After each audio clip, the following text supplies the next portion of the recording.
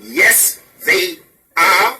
And why do you think they are relevant? Well, they are relevant for the sake of unity. However, any form of unity is welcome. And the mere word unions presents the word unity. However, the question is, are they relevant at this particular time?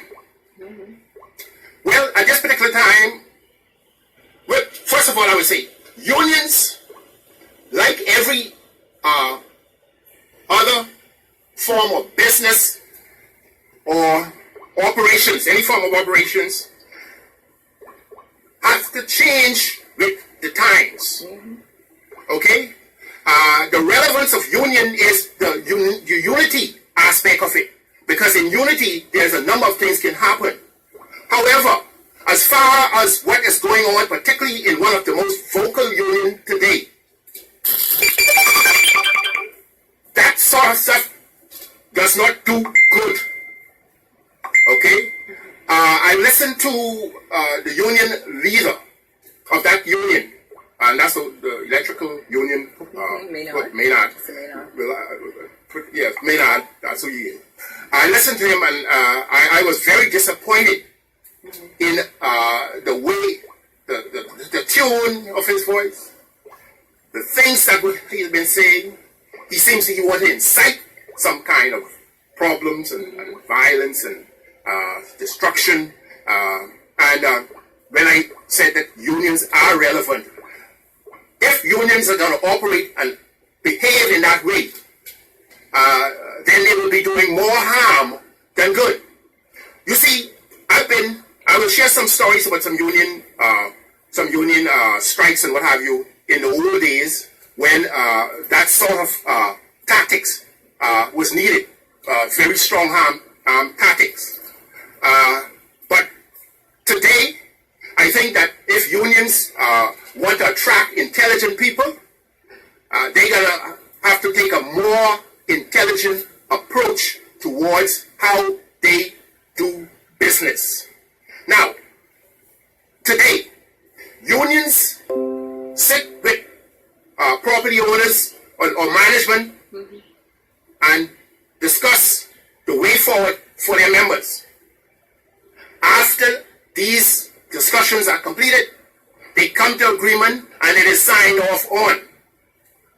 That is no different from no other contract, where the content of the contract both parties must follow because both parties had signed their name on the dotted line. So I was very, very disappointed in this union, this electrical worker union, Mr. Maynard, this week, as he began to use or attempt to use strong arm tactics on a company that was run and operated by government and still owned by government.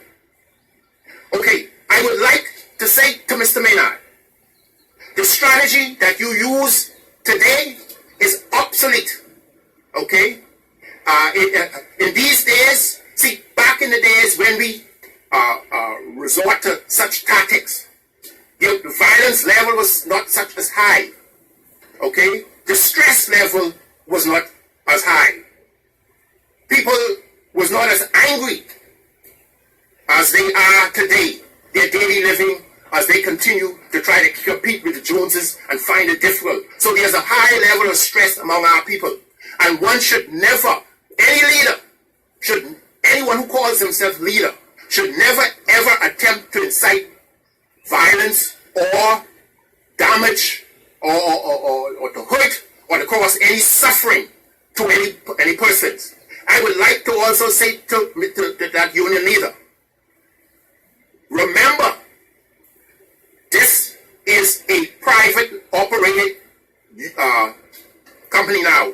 This is not government who needed votes and will fall prey to your tactics as it had been in the past, where such strong arm tactics had been used, causing management to have to give in, causing the cost of electricity to be at the cost, because studies have been done, and persons who would like to do business in the Bahamas, one of the first things that they say, the cost of electricity is too high. Okay? So if the cost of electricity is too high, and if a new company takes it over, what do you expect the company to do? Should it be business as usual? Or should they begin to investigate as to what is causing this high cost of operation? But if you would hear Mr. Maynard, he would just take the fuel. But if you do the calculation and you see fuel and labor go hand in hand, they link as it relates to the cost of producing the electricity. However, one must take a step in to begin to reduce the cost.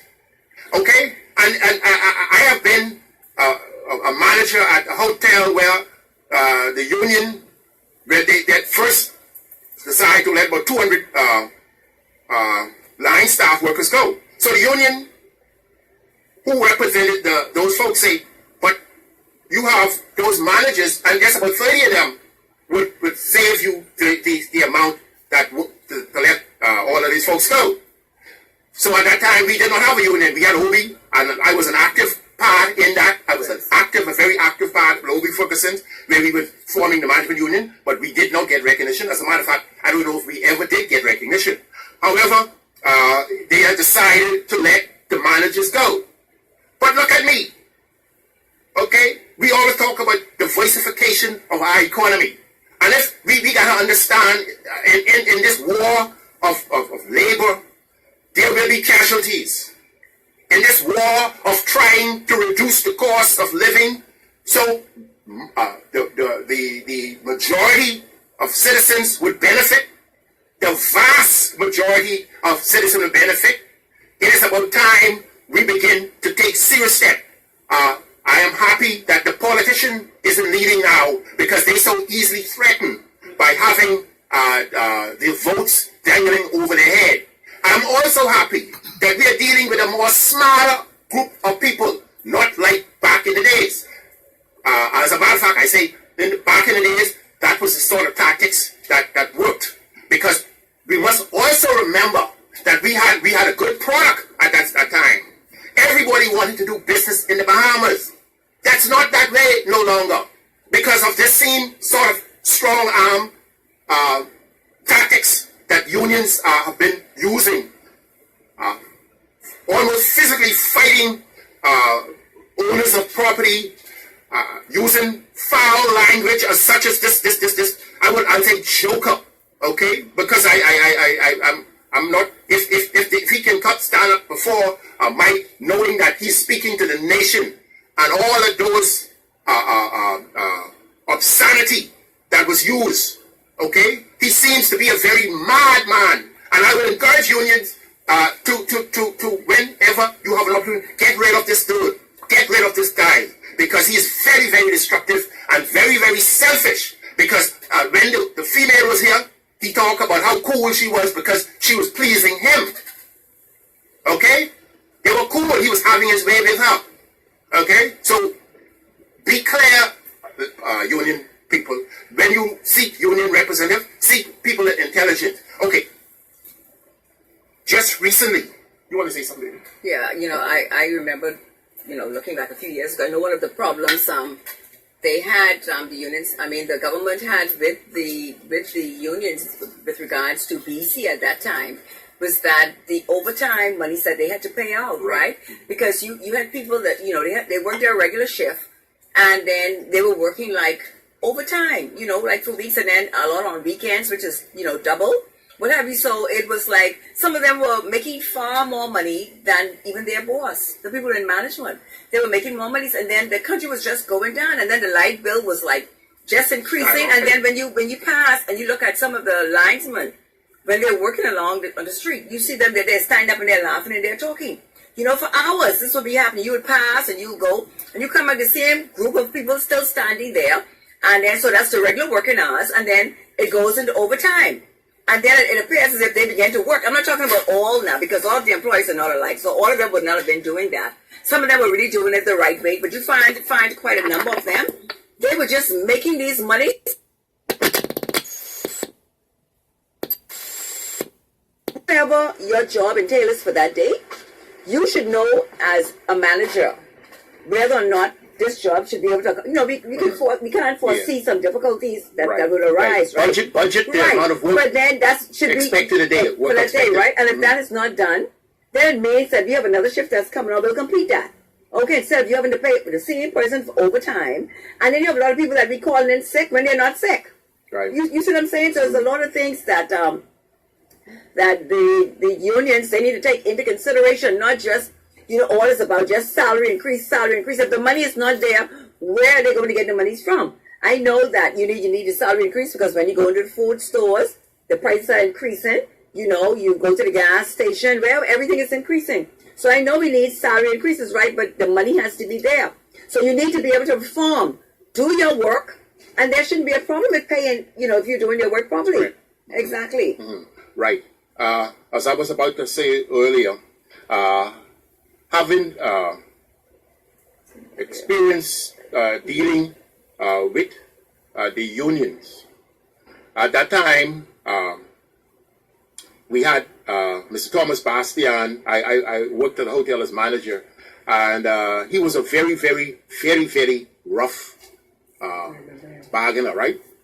And I thought there were many times when he went overboard in some of the tactics that he used, and I could reflect on the contract between when the Arisons, Ted Arisons, bought out the Crystal Palace and that whole resort out there, where I was a manager at the time. And the contract negotiations, they were so intimidating by the white folks and the owners, until they encouraged some of us locals to come and sit in to help to show some solidarity on behalf of management. Mm-hmm. And then you almost wanted to cry. As a matter of fact, I could remember there was, during that time, there was what was an illegal search of a female by the security, and the union is said to the white man who's bargaining, Richard Cook, Mr. Richard Cook. He said something very nasty to him. How would he like to have his mother, and I would not say further, use your imagination, have them to check his mother in such a way that he used expletives. And Mr. Cook, being in a very tight and tough position and did not want these negotiations to become personal, I noticed tears ran from his eyes. Now, Richard Cook I'm told that he was a football player. He was a former football player, and the being popular as he was, entered into the touristic fields, and was a manager, was the GM, the head fella in those negotiations. But again, as the question that is still on the table is, are they relevant? And I said earlier, yes, they're relevant, because I believe in unity. As you look in the background, you see I have a symbol of solidarity. Solidarity, blacks and white, together, standing up together. That is what union or unity should be about. Oh, that's right. But I also want to remind the unions that under the Christie's administration, there were some tough stands and laws put in place as to how unions should govern themselves. Okay? So there are two important things that this union leader must be concerned about. One, if is the new company violating anything that is in their contract? Okay? And if they are violating anything that is in their contract, there is recourse. Absolutely. Okay? And it was certainly not to be disruptive and to turn off lights. Okay? See, I want him to know. See, that turning off lights now, today, wait, first of all, let me say this. he obviously must be an idiot. Because now he's not dealing with government, he's dealing with a private group of people. What he did when he came on the radio, he made threats. Okay? So anyone, see, one of the things when you make threats against a person, and if it is reported, any harm come to the person who you made threat against, you will be forced to be held. Yes. Okay? So, what he must realize now that he put himself on the line. Okay? In the case of while further discussion is going on, or he's seeming somewhat to be encouraging unrest.